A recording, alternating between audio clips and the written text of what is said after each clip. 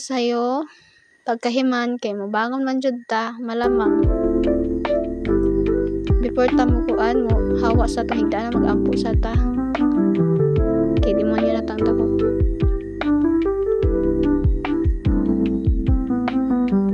Kalangayan rin mo magampo day with exercise kay para ma-strength atong lawas. Okay, kay nagkuan na ta mahilamos na ta para makuha na itong naong malamang sad malimpyo ko no hay kaya maho na taglaway.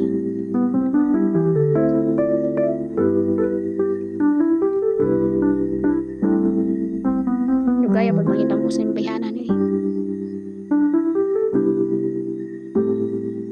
pagkadua ay katulod ay maligo ta kay para mahimo tang fresh atong kinabuhi kaya disod po dog di ta maligo maho na tag maligo para mahumot kay maho na tag pansot o mga lotion ta kay para ma-moisturize atong kuan kalawasan kay dili lalim ning mura tag kaliskis kuan tiil.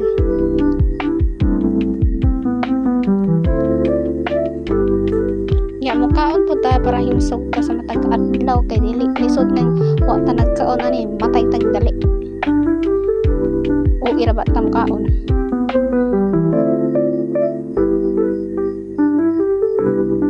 Rega ba ning baba ni kauwi mo kaon.